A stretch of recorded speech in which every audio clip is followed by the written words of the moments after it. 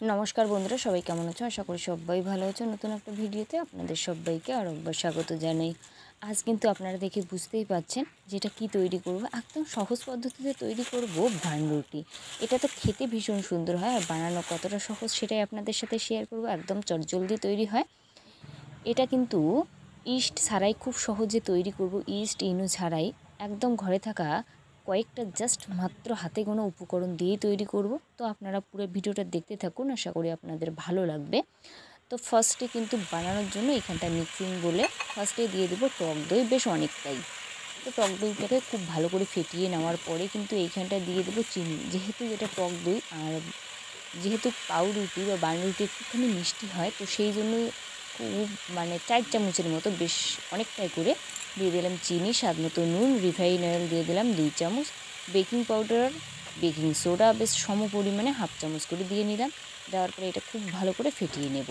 যখন দেখতে পারবেন এটা একটুখানি ফেনা ফেনা হবে, কিন্তু যেহেতু বেকিং পাউডার বেকিং সোডা আছে, এরপর দিয়ে দেবো আটা দিয়ে তৈরি করবো। আপনারা চাইলে ময়দা দিয়ে করতে পারেন, তবে আটা দিয়ে বানালে স্বাস্থ্যকর একটা খাবার, খুব ভালো হবে।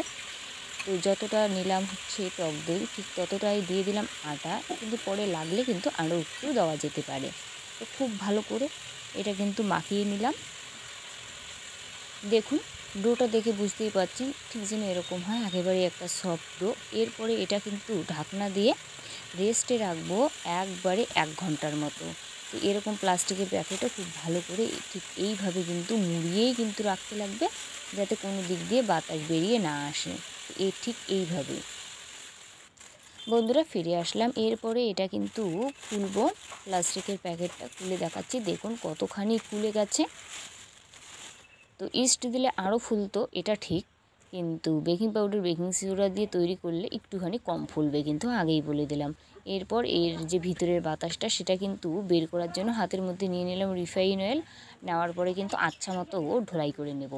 খুব ভালো করে যত মাখা হবে তত কিন্তু হবে সফট এটা। তো যাই হোক, হাতের মধ্যে তেল নিলে না মাখতে সুবিধা হবে, নইলে কিন্তু হাতে চটচট করবে। তো সেই জন্য অবশ্যই তেল দিয়ে খুব ভালো করে মাখিয়ে নেওয়ার পর এক সাইডে রাখলাম। রাখার পরে এই যে গামলাটা, ছোট্ট একটা গামলার মধ্যেই এটা কিন্তু আমি তৈরি করব। তো তার জন্য অবশ্যই কিন্তু একটুখানি রিফাইন অয়েল ভালোভাবে ব্রাশ করে নিলাম। নেওয়ার পরে যে ডোটা আছে তার থেকে কিন্তু ঠিক এইভাবে কিন্তু ভাগ করে নেব। তো বেশ বড় বড় করেই ভাগ করে নিলাম, আপনারা চাইলে একটুখানি ছোটও করতে পারেন। স্টিলের বাটিতে করা যাবে, তাতে কোনো ব্যাপার নেই। ঠিক এইভাবে কিন্তু গোলটা করে নেব, তাহলে না খুব সুন্দর হবে দেখতে। তো দেখুন ঠিক যেন এরকমই হয়, একেবারেই একটা যে টাইট ডো এরকম না, একেবারেই যাতে নরম হয়। তো সেই দেখে লক্ষ্য রাখবেন, তাহলে খুব সুন্দর হবে। এরপর ঠিক এইভাবে মুড়িয়ে দিয়ে দিলাম বাটিটার মধ্যে। তো সবগুলো একইভাবে তৈরি করব, বানানো আর তেমন কোনো বিষয় নেই এখানে, জাস্ট মুড়িয়ে মুড়িয়ে তৈরি করলেই কিন্তু গোল্লাটা খুব সুন্দর হয়।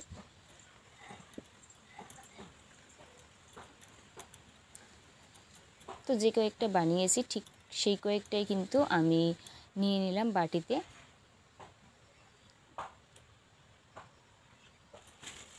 নেওয়ার পরে এটা কিন্তু সেম পদ্ধতিতে প্লাস্টিক দিয়ে ঢাকনা দিয়ে আরও কিন্তু 1 ঘন্টা রেস্টে রাখবো।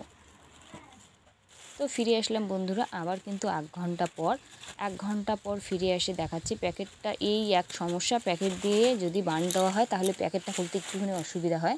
দেখুন প্যাকেট থেকে খুলে বেশ অনেকটাই কিন্তু একটুখানি বড় বড় হয়, যেহেতু এখানটায় টক দই বেকিং পাউডার বেকিং সোডা আছে, তো এটা কিন্তু একটুখানি ফুলবে। ইস্টের মতো, আরও বলছি ইস্টের মতো কিন্তু একেবারেই ফুলবে না। এটা মিথ্যা কথা বলা হবে যে ইস্টের মতো ফুলে, ইস্টের মতো ফুলবে না। এরপর দিয়ে দিলাম দুধ ব্রাশ করে। আপনারা চাইলে ডিম যে আছে ডিম ব্রাশ করে দিতে পারেন, তাতে আরও ভালো হবে, কিন্তু আমি ডিম খাই না, তো সেই জন্য আমি কিন্তু ডিমটা দিয়ে দিলাম না, আমি দুধ দিয়েই দিয়ে দিলাম। দুধ দিয়ে খুব ভালো করে কিন্তু ব্রাশ করে নেব এটা।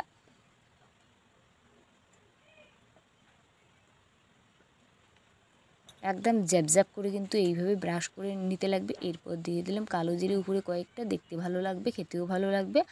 আপনারা চাইলে সাদা যে তিলটা হয়, সাদা তিল, সেটাও দিতে পারেন, তাতেও হবে, তো কোনো সমস্যা নেই। এরপর এরকম একটা কড়াইয়ের মধ্যে লবণের উপরে এটা বসিয়ে ঢাকনা দিয়ে মিনিমাম কিন্তু 30 মিনিটের মতো এটা কিন্তু গ্যাসের আছে একদম লো আছে, এটা কিন্তু জাল করে নিতে লাগবে।